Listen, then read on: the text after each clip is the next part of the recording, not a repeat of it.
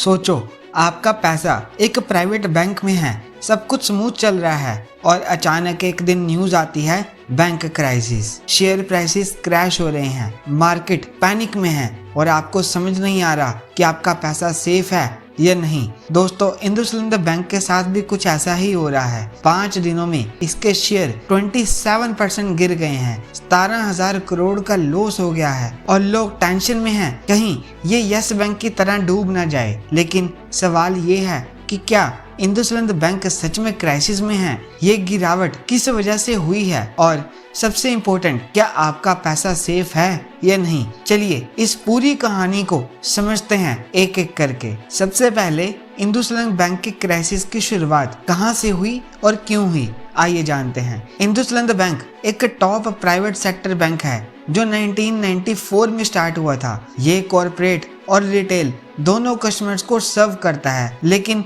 पिछले 5 दिनों में इसका शेयर प्राइस एकदम क्रैश हो गया है। 1700 का स्टॉक गिर के 1200 के आसपास पहुंच गया है। सिर्फ एक दिन में 19,000 करोड़ का मार्केट कैप वाइप आउट हो गया है। इन्वेस्टर्स और म्यूचुअल फंड्स में टेंशन का माहौल है। लेकिन ये सब क्यों हो रहा है? इसका सबसे बड़ा रीजन ये है कि 2100 करोड़ का फाइनेंशियल फ्रॉड या फिर अकाउंटिंग एरर। इंडसइंड बैंक के डेरिवेटिव्स पोर्टफोलियो में बैड लोन्स और फाइनेंशियल मिसमैनेजमेंट का बड़ा केस सामने आया है। बैंक के मैनेजमेंट ने गलत अकाउंटिंग दिखाई थी जो अब एक्सपोज हो गया है और यही वजह है कि इन्वेस्टर्स और रेगुलेटर्स का ट्रस्ट हिल गया है और स्टॉक मार्केट क्रैश हो गया है। इसमें दूसरी सबसे बड़ी बात, आरबीआई का क्या एक्शन है और सीईओ का क्या फ्यूचर हो सकता है। जब भी किसी बैंक में फाइनेंशियली प्रॉब्लम आती है तो सबसे पहला सवाल आरबीआई के एक्शन पर होता है। तो आरबीआई ने क्या किया? बैंक के ऊपर स्ट्रिक्ट मॉनिटरिंग स्टार्ट कर दी। जी हाँ, आरबीआई ने बैंक के ऊपर स्ट्रिक्ट मॉनिटरिंग स्टार्ट कर दी है। सीईओ सुमंत कठपालिया का टेन्योर सिर्फ 1 साल ही एक्सटेंड किया है, जबकि बोर्ड ने 3 साल का रिन्यूअल मांगा था। इसका मतलब क्लियर है कि आरबीआई भी फुली कॉन्फिडेंट नहीं है कि ये यस बैंक जैसे स्ट्रॉन्ग है या फिर नहीं। आरबीआई का ये मूव यस बैंक क्राइसिस की याद दिलाता है, जिसमें पहले छोटी वार्निंग मिली, फिर सडनली रिस्ट्रिक्शंस लगा दी गई। अब बात करते हैं म्यूचुअल फंड और इन्वेस्टर्स के बड़े लॉस के बारे में।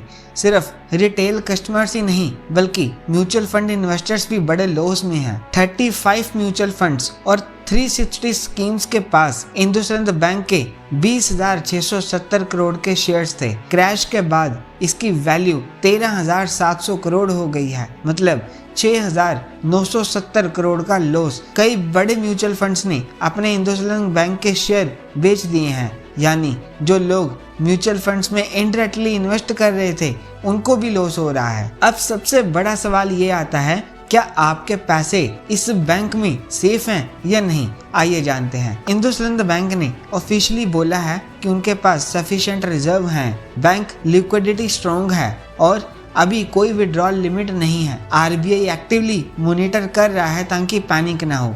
लेकिन हिस्ट्री देखी जाए तो हर क्राइसिस में शुरू में सब नॉर्मल ही लगता है। यस बैंक और पीएमसी बैंक में भी सब कुछ नॉर्मल दिखाया गया था, लेकिन फिर एक दिन डिपॉजिटर्स का पैसा फ्रीज हो गया, मतलब प्रिकॉशन रखना जरूरी हो गया। अब बात करते हैं, क्या ये बैंक बच पाएगा या इंडसइंड बैंक डूब सकता है? अगर हम एनालिसिस करें तो इंडसइंड बैंक का फ्यूचर 2 सिनेरियो में जा चुका है, बेस्ट केस सिनेरियो और worst case scenario. Best case scenario में अगर बैंक अपने अकॉर्डिंग इशू सॉल्व कर लेता है और इन्वेस्टर्स को कॉन्फिडेंस वापस आता है तो ये रिकवर हो सकता है। और अगर वर्स्ट केस की बात करें तो फ्रॉड बड़ा निकला और कस्टमर्स पैनिक में आ गए और पैसा निकालना शुरू कर दिया तो उनकी यस बैंक जैसी हालत हो सकती है। अब तक बैंक स्टेबल है, लेकिन अगर और बैड न्यूज आती है तो क्राइसिस और बढ़ सकती है। अब सवाल ये है कि इस सिचुएशन में आपको क्या करना चाहिए। अगर आप इंडसइंड बैंक के कस्टमर हैं तो टेंशन लेने की जरूरत नहीं है, लेकिन स्मार्ट डिसीजन लेना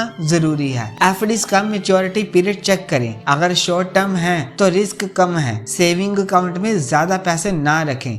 डाइवर्सिफिकेशन कर लें। म्यूचुअल फंड इन्वेस्टर्स अपनी होल्डिंग का रिव्यू करें। अगर बैंक रिकवर करता है तो कोई दिक्कत नहीं है, लेकिन अगर और इश्यू आए तो लिक्विडिटी क्राइसिस भी हो सकती है। आपको क्या लगता है, इंडसइंड बैंक रिकवर करेगा या क्राइसिस और ज्यादा बढ़ जाएगी? कमेंट करके जरूर बताएं और लाइक, शेयर और सब्सक्राइब जरूर करें चैनल को। तब तक के लिए जय हिंद, जय भारत।